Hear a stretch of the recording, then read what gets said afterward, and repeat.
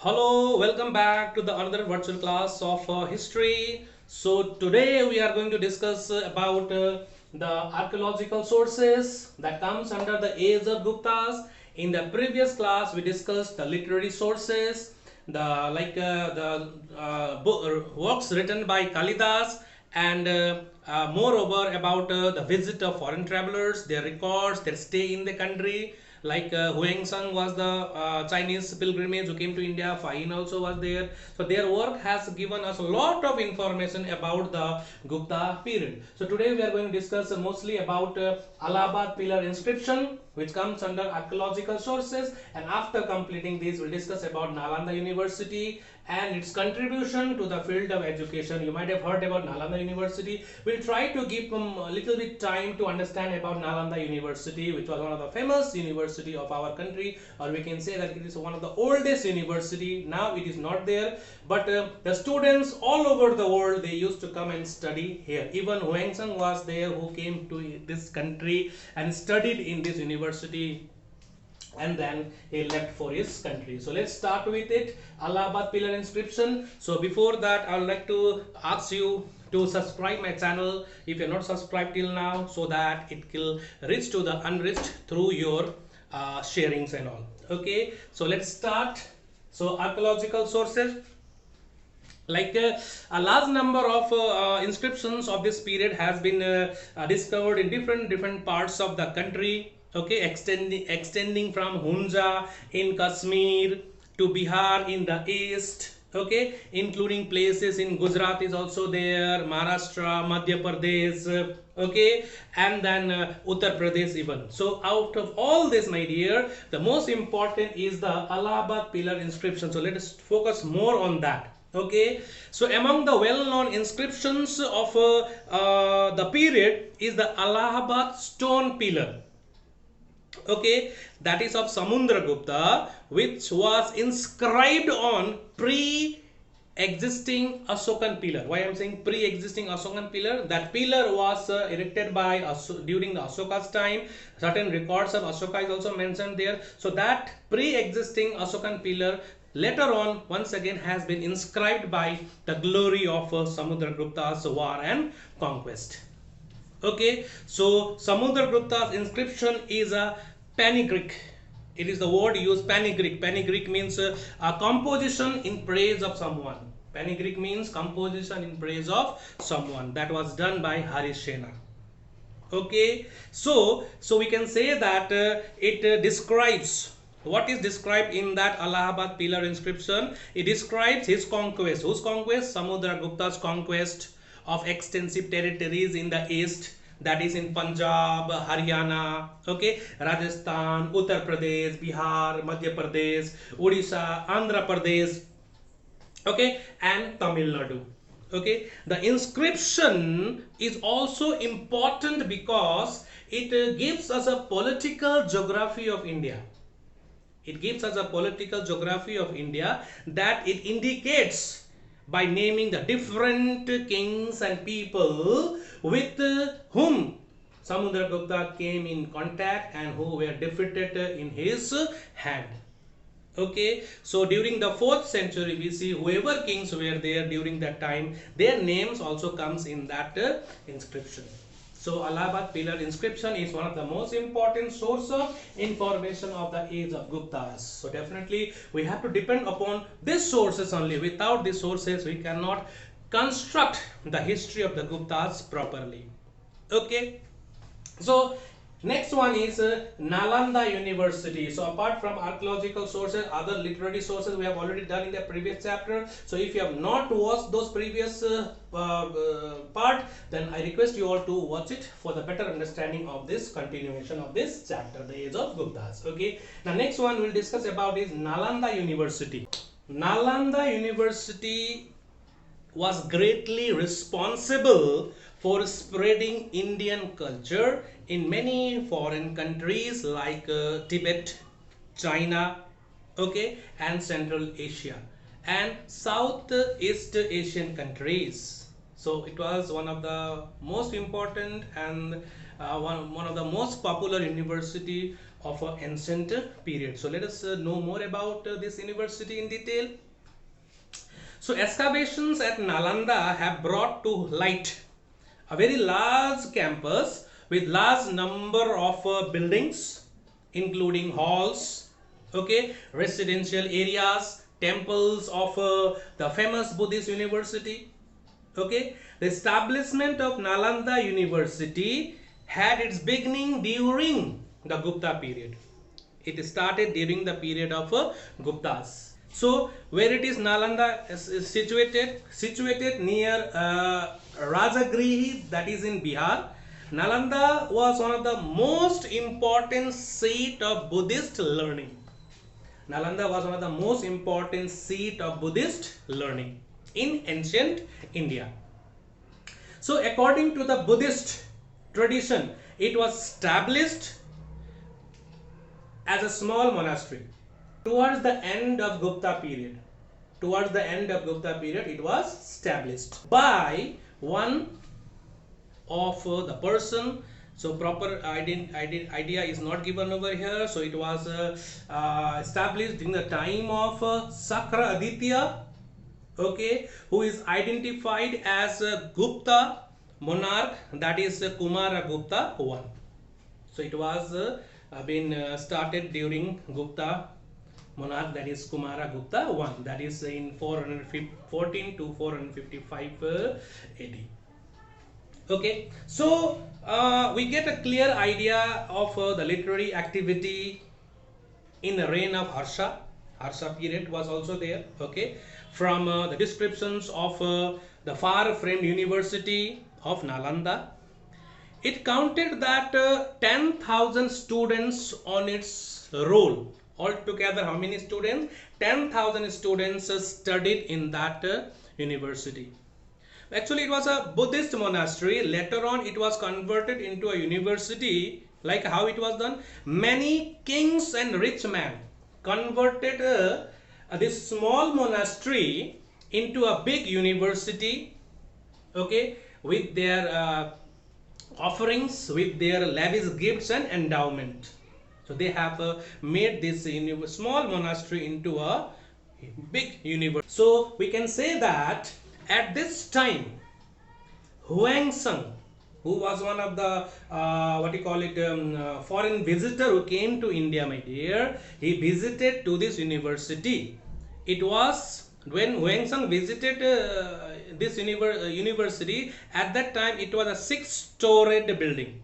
Nalanda University was 6-storied building. Okay, and this university provided its students not only free education but also free boarding and lodging. Free education, free boarding, free lodging was given. Okay, so how from where, what was the source of then how it was run?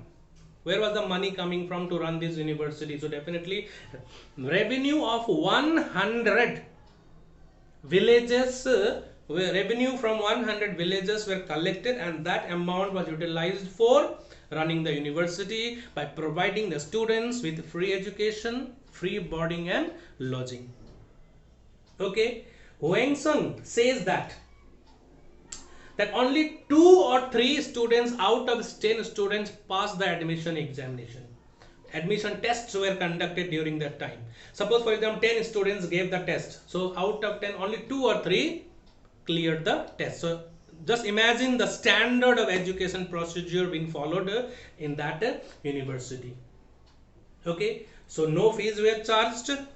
There were as many as 1,500 professors in the university. 1,500 professors were there in the university. The head of the university was the famous Silbhadra, who was generally known as the treasure of right law. Silbhadra. Okay, then so method of learnings were done by discussion. Question answer writing and all, homework, classwork was not there during time. Discussion. The method of learning was discussion. And Huangshan says that because he was there during that time, so he had mentioned in his book, my dear, that sometimes the days were not sufficient for asking the answer questions. Suppose, for example, in our class, the teacher says, no, learn the question and answer and come, read this chapter and come tomorrow, I'll ask you within 40 minutes. Many of them could not, right? So question answer discussion not possible now, right? So during that time also, the same way the process of education continued, discussions were done, but Wang Sung has mentioned day was not enough for to complete the discussion process. It was not sufficient. Okay, so what all subjects were offered by the university? So university offered wide range of subjects, but specialized study of Mahayana doctrines, so mostly related to Buddhism, right? Buddhist doctrines were imparted mostly. Okay, its curriculum included Buddhist and Brahmanical literature. Buddhist literature and Brahmanical literatures were taught over there. It was included in the curriculum, which we call a syllabus. Okay, and that was both sacred and secular. Okay, and apart from this, logic was taught, grammar was taught, then medicine was taught, and then philosophy was taught, astronomy was taught. Okay, so all these subjects were given much importance during that period. So don't feel slow that our ancient India, we did not have anything. We should feel proud of our ancient glory. We have a rich and varied heritage, right? So Nalanda University provided this important subjects through discussion method. It was such a great university, my dear, right? Then, so it was the University of international fame, popular throughout the world. Okay, we can say that many students from foreign countries also came and studied over here. The example I can say you that Huang Sung himself studied in this university for how many years? 5 years. He himself studied in this university for 5 years. And one of the most important feature of this university was that there was a very good relation between the teacher and the student. A very cordial relation between the teacher and the student. So that is very, very important. Right? Today we don't get this type of. Right? There is a gap between the two teacher and student relationship. There should be a very good relation, because a learner should know about the teacher and teacher should know about the learner. Then only we can work together. So they had a very cordial relation between the teachers and the students, teachers and the taught. So Wang Sung himself studied in this university for how many years? 5 years. That is one of the example, right? So one of the famous university of the world, we can say. Let us be proud of this university. So this university greatly responsible for spreading Indian culture throughout the world. So whoever studied in this university, they learned about the Indian culture, and when they returned back, they spread our culture throughout the world. Many foreign countries. Example, in the beginning only I told you Tibet was there, China was there, right? Central Asia, Southeast Asia. Okay, so it continued to flourish in India for many centuries till it was destroyed. It continued and it flourished, and the day came that during the 12th century, my dear, that is in the year I can say 1206, Delhi Sultanate was Delhi Sultanate established. 1206, Muhammad Ghori came to India, established his empire in India, and one of his general, his name was Muhammad-bin-Bakhtiyar Khilji. Muhammad-bin-Bakhtiyar Khilji, he destroyed this university. I don't know what problem he had with the university, my dear, that he destroyed it completely. The ruins and the remains of university even today has become tourist site. Many of the tourists, they go and visit that place, and many of the guides are there. They describe about the university. Okay, they know more about that places, and they clearly explain to the foreign tourists and all. So whoever comes in our country as a tourist, my dear, so they definitely go to that place and they visit Nalanda University, the ruins of Nalanda University. Okay, so one of the famous university of the world. Okay, and it played a very important role in bringing what you call it, a cordial relationship between the teacher and a student, and spreading the message of universal brotherhood throughout the country, and the teachings of Buddhism, right? So Buddhist teachings definitely are worldwide famous. His teachings are very important. Even today, if we apply in our life, there can be a great change in our life. It is nothing to do with any religion. We just focus, if we just focus on the teachings of Lord Buddha, we can definitely going to learn many things out of his teachings. So why there is a suffering in the world? Gautam Buddha has said, world is suffering due to desire. Desire is the main cause of suffering, and in order to get rid of this suffering, what we have to do? We have to follow the eightfold path. So if you do, even today it is applicable. Even today, if we try to do that, we can become successful, right? So this is all about Nalanda University. Hope you are not bored with this. A very small part, actually I had to do it, but I felt like teaching you in detail, so that's why the video has become little bit long.